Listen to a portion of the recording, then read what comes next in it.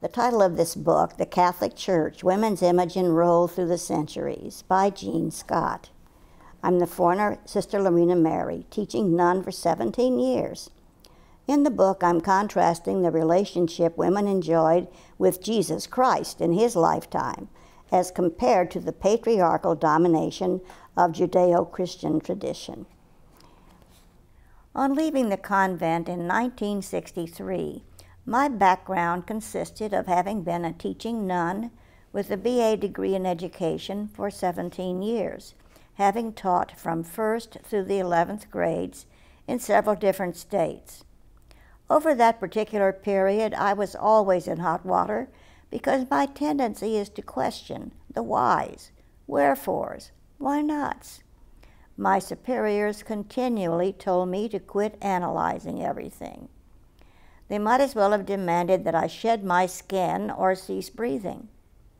It finally came to the point that the Mother Superior gave me an ultimatum. You are a free-thinking nun. That is not to be tolerated. Quit thinking or leave the order. I chose thinking. From that point on, at age 34, I was thrust into the world of work as a single female, managed 2 departments in a hospital, and was paid $275 a month.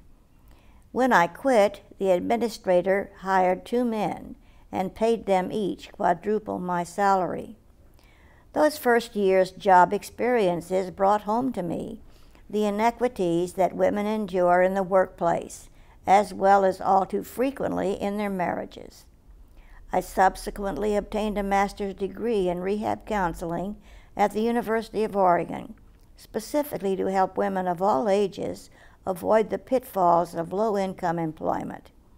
My theme was From Adam's Rib to Women's Lib, initiating and conducting workshops from 1970 on. In 1995, I was invited by the sociology department head at Moore Park College in California to deliver the following presentation that I've been encouraged to expand and publish. Although some gains have been made since I left the convent in 1963, there still exists a powerful and vindictive effort to demolish the civil rights women and minorities gained in that first wave of justifiable protest and subsequent legislation, seeking to end racial, sexual, and religious discrimination once and for all. What really saddens me is the almost universal attitude of many women who don't want to hear what is happening in the real world that might awaken them from their fairy tale acceptance of helpless dependence on stronger, more powerful rescuers. Cinderella would still be sitting on her ass in the ashes were it not for a fairy godmother. Sleeping Beauty would still be snoring away her life had not a prince kissed her. Snow White would be confined to playing house with 7 dwarfs, and the list goes on. Is Planned Parenthood going to be axed due to such lethargy on the part of those who need it most? It is up to the decent, informed human beings still left standing, male and female, to unite in a concerted Planned Personhood campaign before it is too late. Dedicated to all women throughout time who have suffered the slings and arrows of sexual discrimination, starting with Eve. Special honorary mention goes to those presently under the gun for service beyond the call of duty, the Leadership Conference of Women Religious, Planned Parenthood, nonprofit women's health clinics, and all Americans working toward planned personhood that includes real, affordable health care for everyone. Can we talk? The topic of religion, like politics, is difficult to discuss, whether with friends, acquaintances, or strangers, because most, if not all, who are on this side of the grave already have fixed concepts they would prefer not to examine or question. I was asked by your professor when I originally gave this speech to address this issue, and in a moment of sheer madness, I agreed to do so. I'm starting with some disclaimers. Number 1, am I an authority on this or any other topic? No. This presentation is not a research-based treatise. The observations come from 83 years of personal striving to live up to the ideal of Catholic womanhood. And I'm sharing the frustration of failure with many other intelligent, well-intentioned women. The main problem of my entire existence is that I came out of the womb with what the National Enquirer describes as an inquiring mind that wants to know, and continues to compare, contrast, and postulate the inevitable why.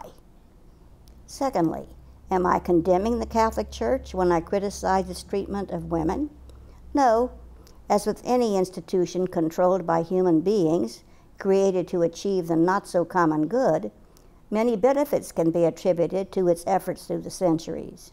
But, like any organization that has been around over a long period of time, it has become too bureaucratized, dominated by regressive, autocratic white males, and thus extremely resistant to change. Third, am I implying in this discourse that men are awful and women are wonderful? Heavens, no. We're all terribly human, with all the pluses and minuses the condition entails. However, in a culture that stresses might makes right and uses religion as a means of subordinating women, the latter have definitely lost out. In self-defense, they have developed some questionable coping strategies to survive, and hopefully to win now and then. Men are victims as well in a biased society that imposes stereotypes as the norm. Disclaimer 4. Does this discourse insinuate that religion is dead or dying as a force for good in society? No. To paraphrase George Bernard Shaw, we cannot say that Christianity has failed. It has not actually been tried yet. Unfortunately, religion is all too often used as a means of attaining and holding power over believers, who then have the satisfaction of feeling superior to others and justifying unspeakable behavior against them as a manifestation of God's will. There are any number of avowed atheists who understand and practice the Golden Rule, the basic tenet of Christianity, much more consistently and sincerely than numerous individuals who profess to be Christians and attend church regularly. Karl Marx brought down the wrath and condemnation of many religious leaders when he maintained that religion is the opiate of the people. But the bizarre, insane, fanatical behavior of too many believers does give good reason to concede that Marx had a valid point. Jesus told the following parable to some people who trusted to themselves that they were righteous and viewed others with contempt. 2 men went up to the temple to pray, one a Pharisee and the other a despised tax collector.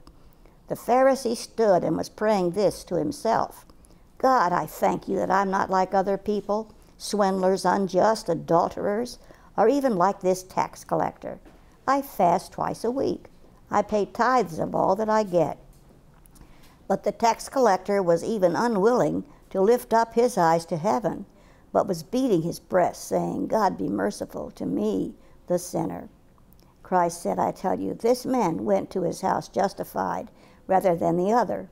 For everyone who exalts himself will be humbled, but he who humbles himself will be exalted. The origins of Christianity. Thus, I conclude my disclaimers and launch into the topic under consideration, the Catholic Church and women. We begin with the realization that this particular denomination was founded on the union of the Old and the New Testament's basic belief that a Messiah would be sent by God to atone for man's sins. The Church's code of behavior, therefore, drew heavily on the heritage of the Hebrews and the teachings of Christ, who professed to be the long-awaited Messiah. From this foundation, today's various Judeo-Christian religions evolved, and as factions went their separate ways, many of the basic attitudes and creeds which characterize today's religious sects have the same origin. Perception of women in the Old Testament. How were women perceived in the Old Testament? We just have to read the book of Genesis, written by men, as are both the Old and New Testaments, but attributed to God's inspiration. to get the picture. God removed a useless bone from Adam he'd never miss and fashioned it into a woman to be that marvelous male's helpmate and partner. And one of the first things she did was to disobey the Supreme Being's order concerning the fruit of the tree of knowledge of good and evil and get them thrown out of paradise. If it hadn't been for her gullible response to that smooth-talking snake, the first Madison Avenue ad man, promising her she'd be like God, we'd all be sitting around right now in the Garden of Eden chomping on heavenly fruit. But thanks to Eve, our first parents got the gate, and the human race has been wandering around ever since, creating madness and mayhem. Yes, thanks to Eve, men are consigned to earning bread by the sweat of their brows, and women have to endure the pain and suffering of motherhood, PMS, menopause, just because those two ate a lousy piece of fruit. Not to mention that fratricide, incest, rape, war, pestilence got off to a nasty start. If God could not get Adam and Eve, who were supposedly in an enlightened state of grace and romping around in a veritable garden of delights, to just say no to one bright bite of fruit, why do we think such a simplistic phrase will work in today's stress-laden world as a cure-all for substance abuse and all other addictive behavior? Whoa, man! No wonder the term for a female is woe man. Look at all the woe brought upon us all. And just what was Adam's role in this situation? He invented a devious device for escaping blame that has been used religiously down the ages by many, but especially corporate leaders and politicians. He attempted to divert God's attention to a scapegoat. When God asked him why he had disobeyed his one rule, Adam replied, "The woman you gave me made me do it." Who's ribbing whom? So if we are to accept this scenario as true, women are the root of all evil, not money, and the solution is obvious. They must be kept in their place and controlled for the sake of preserving the human race. I, for one, have serious questions about God's purported behavior in this story. First of all, why would a supreme being who made the entire universe with simple statements like, "Let there be light," resort to clay and bones when it came to the creation of the human race? All of the other animals came out of the nowhere into the here.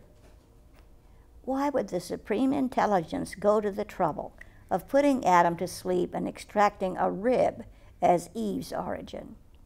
After all, it was women he designed specifically to produce human progeny. We all come factory equipped. Doesn't it make more sense that Eve came first? Who stood to gain from making it seem that women were second bananas, created to serve men's needs and whims? And just where were the reliable witnesses to confirm this version of creation? Someone who also partook of that forbidden fruit and proceeded to blame the other party does not rate high on the scale as a credible source. Old Testament women were supine and stalwart. The people in this class did research to determine the role of women in the Old Testament. Judith, Esther, Ruth, Susanna, Lot's wife, Delilah, to name a few. I haven't reviewed the text lately. However, it seems to me that the entire Old Testament boils down to a constant struggle for survival wherein love and war are the primary activities. Women stand or lie by their men procreating, and every once in a while one is given credit for emerging head and shoulders above the rest because she has served a useful purpose in one or the other category. Thus, we have a handful of women in the Old Testament whose acts of virtue, courage, loyalty, or, alas, stupidity, cupidity, or duplicity are recorded as examples of good or evil for us all. Of course, the standout is the valiant woman, whose claim to fame is that she takes care of everybody. Any similarity to today's superwoman is not coincidental. New Testament women followed Christ quietly with dedicated bravery. So ends a thumbnail sketch of women's role prior to the advent of Christ. When we move to the New Testament, the Virgin Mary is our first focus, the handmaid of the Lord, who brought Christ into the world miraculously and has served for over 2,000 years as the unattainable model of virtue for Catholic women. A very quiet model. Is that because she did not speak much, or because the writers did not listen much? I think we're told of 3 incidents when she opened her mouth. At the time the angel Gabriel appeared to announce she had been chosen to be Christ's mother. When she and Joseph found Christ at the age of 12 in the temple, conversing with the religious leaders. And at the wedding in Cana, when she brought to her son's attention that the young couple were running out of wine, and he performed his first miracle, changing water into wine to save them from embarrassment. Mary was a caring but unobtrusive Jewish mother. Mary Magdalene chose the better role. What roles did women play during Christ's 3 years of public life? A quiet role. They were definitely a permanent part of his entourage, the most significant member being Mary Magdalene, a well-known repentant prostitute. Martha, her industrious sister, openly resented Mary's sitting at Christ's feet in the company of the apostles instead of assisting Martha in the kitchen. Christ made a specific point, telling Martha, Mary has chosen the better part, which will not be taken from her. In modern terms, was he intimating that women are equals of men and should quit waiting on them? Christ was compassionate. He practiced what he preached. In other instances, Christ went counter to Hebrew custom by demonstrating compassion to women traditionally scorned. The woman caught in the act of adultery by the scribes and Pharisees, who challenged Jesus by insisting that the Bible ordered such a one to be stoned to death. The man with whom she had been sitting was conspicuous by his absence. Christ responded by saying that the person in the crowd who was sinless could throw the first stone. He proceeded to draw mysterious symbols in the sand, and one by one the vengeful crowd dispersed. He then asked her, "Has no man condemned you?" She replied, "No man, Lord." He said, "Then neither do I. Go and sin no more." More than once, Christ deliberately used the despised Samaritans in his parables as examples of virtue, and chose to speak to them, women included. The woman at the well, from whom he requested a drink of water. The woman asking that he cure her child because even the wealthy allowed their dogs the crumbs that fell from their table. This behavior was mystifying to his apostles. Behind the scenes, which brings up this question concerning these 12 men, most of whom were married. Who fed these guys?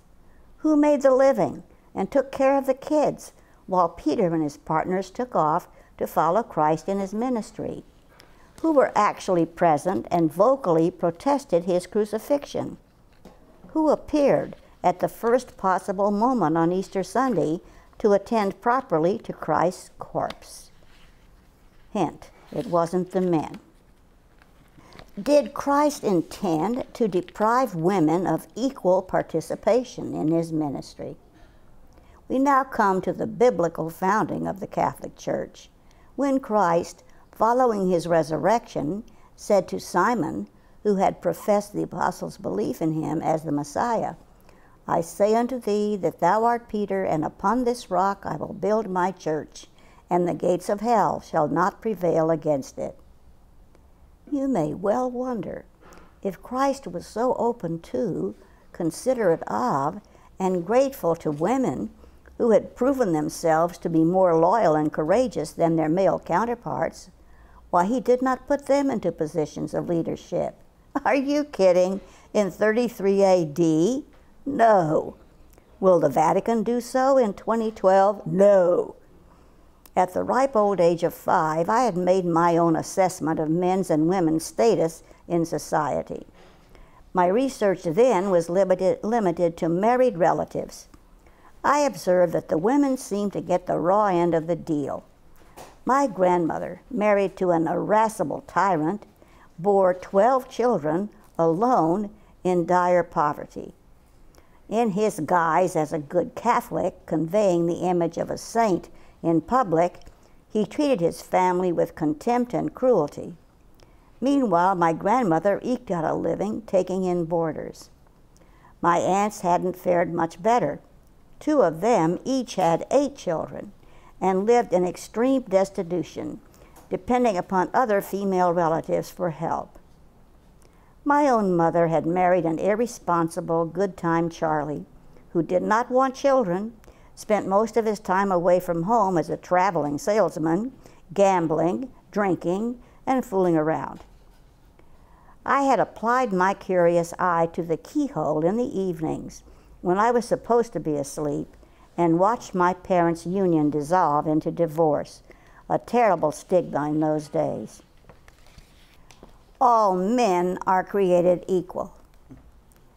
By 8th grade, after more observation of men's and women's roles in my limited milieu, I shocked my revered nun 8th grade teacher and astounded classmates by starting a composition on the traditional assignment, What I Want to Be When I Grow Up, with the statement, I want to be a man.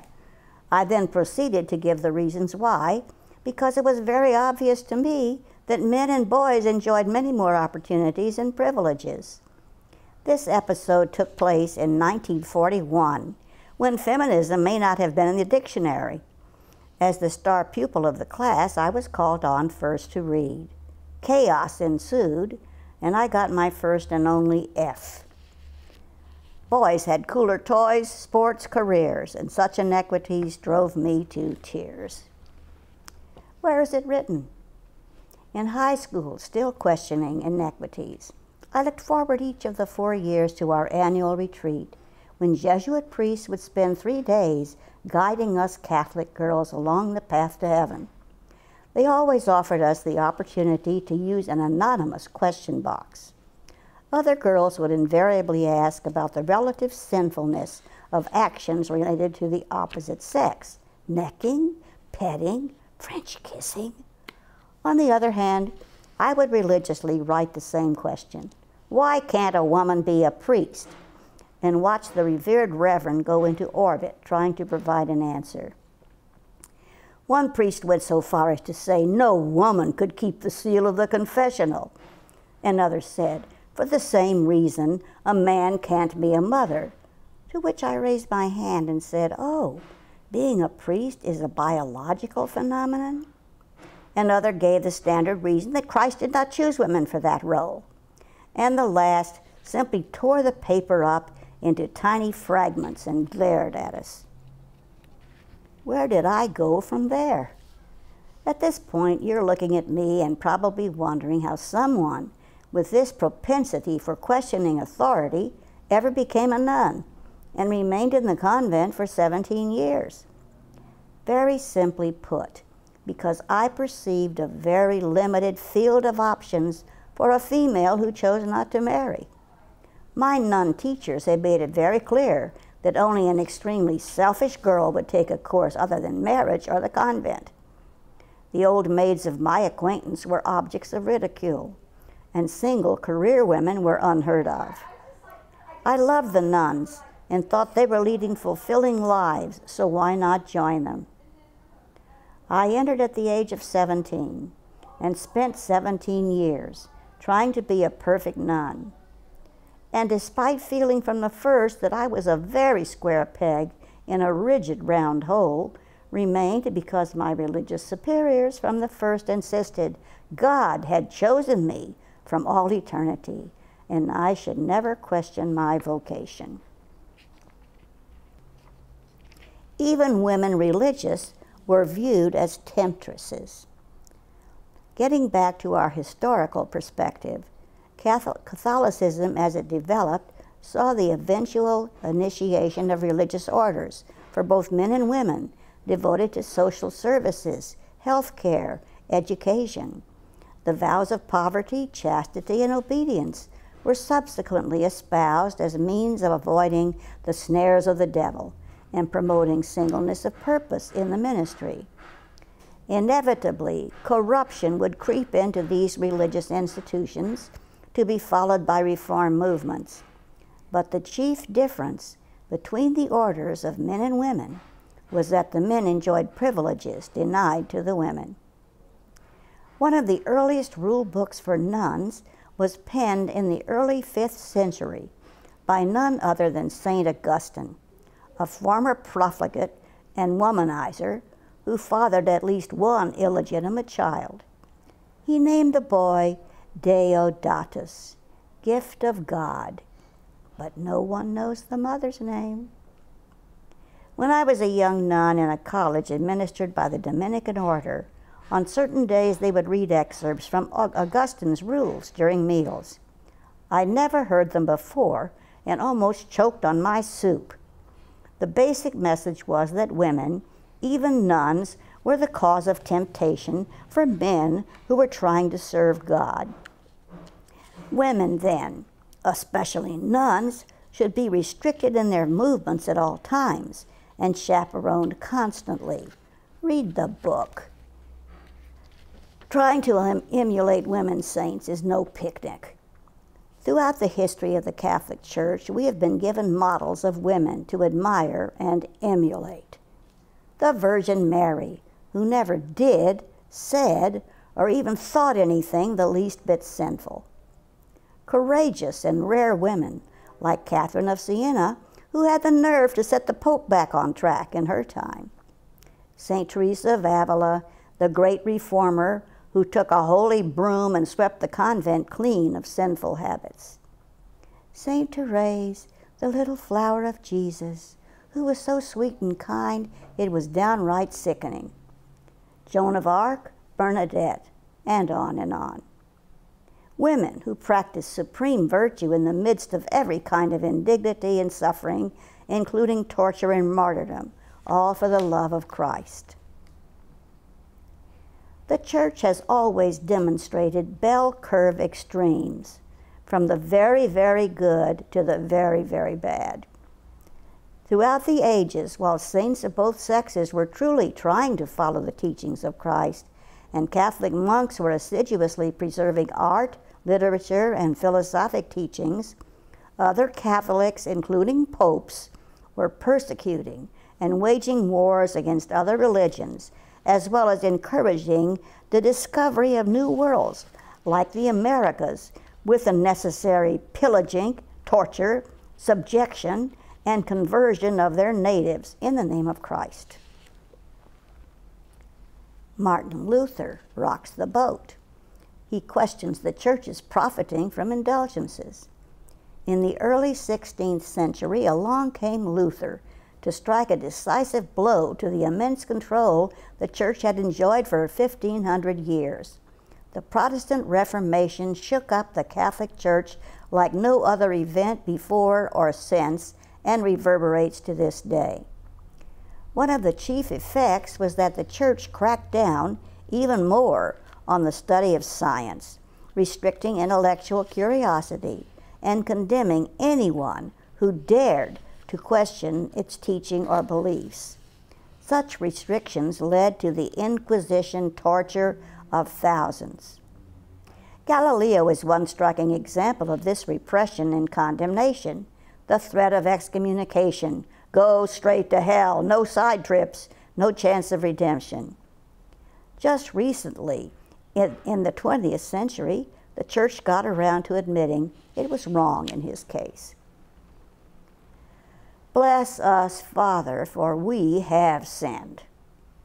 Catholics, saved from an eternity in limbo by the sacrament of baptism, receive a heavy indoctrination in the onus of our worthless and weak condition as a result of original sin, plus an interminable list of transgressions, mortal and venial, to avoid at all costs. All of this is inculcated in a rudimentary fashion by age 6 or 7, when we have presumably reached the age of reason and are thus capable of sinning with the worst of them. This preparation qualifies us to go to confession and be cleansed of our sins so that we may receive our first Holy Communion in a state of grace. I cried and cried after making my first confession, so relieved at the age of 7 to have been cleansed of all my terrible sins. Fighting with my younger brother of 6, who supposedly had yet to reach the age of reason so could still get away with murder. Subduing some neighborhood boys who were harassing me by hosing them down, taking a nickel from my mother's purse. Hating my tyrannical grandfather. One's personal hell can begin very young. At age 8, I was molested by a business acquaintance of my mother's. This isolated experience led to the discovery of the pleasures of masturbation, a term I never heard used until I was an adult. Who can you tell about that? A priest in the confession? I couldn't even tell my mother, much less the holy nuns, wrapped in layers of black material, who always skipped over the 9th, 6th, and 9th commandments with the admonition, think pure thoughts, never touch yourself or anyone else in private areas. I already knew I was a goner, destined for hell, because sometimes I gave in to temptation. I won't tell you the punishments I thought up for myself, even doses of castor oil, or the mental anguish suffered until I was an adult over this terrible sin I was constantly trying to avoid. Next to me, Mary Magdalene was an angel. Catholic Women's Special Cross. I'm telling you this personal tortured experience because it took me, a supposedly intelligent person, so long to figure out that the Church's primary endeavor through the ages has been to control sexuality, especially women's. Control is the name of the game when trying to direct members of the human race in a specific direction. Unfortunately, few of us go willingly along the straight and narrow path of our own accord. And what seems to work most effectively and efficiently for most is the threat of dire consequences. What better weapon than the specter of sin, damnation, and hell as a means of keeping people in line? Holy moly. Male upmanship. Mark Twain, in Letters from the Earth, hit the nail on the head when he said that men don't know how to deal with women's sexuality. They're drawn by lust to seduce and subdue women, but do not comprehend their partner's more complicated physical and emotional needs, their ability to experience multiple orgasms, to conceive and bear children, and so forth. Furthermore, these men may resort to violence if women don't succumb to their authority. The Catholic Church's holy moly marriage laws. With the Church, we are looking at its eternal quandary regarding the absolute control over sexual attraction, reproduction, etc., the necessity of depending upon the weaker sex to produce a large population of the faithful, therefore requiring a tremendous degree of copulation to occur, and at the same time keeping a rein on rampant playing around by restricting all sexual activity, even thoughts, to the sanctity of the marriage bed. Well, the double standard has always been around. The Church, in its infinite wisdom, has placed the virtues of purity and chastity and sexual abstinence primarily on women. And with the threat of blindness or madness, not to mention hell and damnation, the result of self-abuse, or the leering phantom of potential pregnancy hovering over the mattress, is it any wonder women become frigid, thus forcing all those healthy Catholic men to go running off to find some promiscuous non-Catholic partner? The Catholic Church's rhythm and blues section.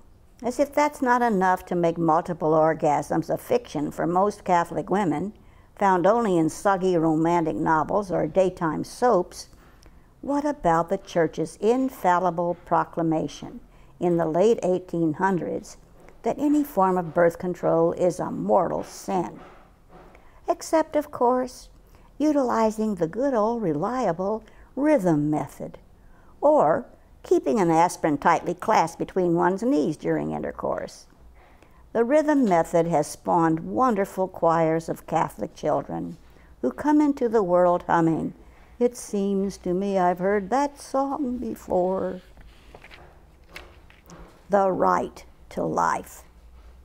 The Catholic Church and many other born-again fundamentalist patriarchal institutions really believe in the right to life. While blissfully supportive of slaughtering infidels by the tens of thousands, they will go to any length to preserve one fetus in the womb. The Catholic Church, through the Pope's pronouncement, condemned abortion as murder. At the same time, it labeled birth control acts as mortal sins. Presto! Birth control and abortion only became mortal sins in the late 19th century. Why did it take this ancient institution so long to come to this conclusion? Efforts to control birth go back to the origins of the human race. Well, it appears that the French, those sexy rascals, had figured out how to prevent births pretty successfully, and the population in France had dropped considerably. This gap really upset Napoleon, because it cut back drastically on his supply of peasants as human fodder for waging his wars of conquest. So he appealed to the Pope to get those poor people back into production. Thus the edict was promulgated. Interestingly enough, abortion had always been the ultimate attempt at birth control, usually ending in the death of the pregnant woman. No problem. The man could always take another wife. When abortions actually succeeded and women survived, the Church called it murder.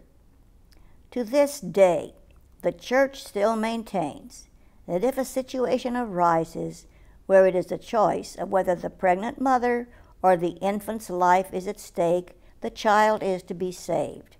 After all, it might just be a male. The Church really believes in the right to life, but women continue to be expendable. Religious hypocrisy is alive and well in the USA. Meanwhile, we continue to call ourselves Christians, although we have yet to practice Christ's essential message. The first and the greatest commandment is, "You shall love the Lord your God with your whole heart, soul, and mind." And the second is like to this, "You shall love your neighbor as you love yourself."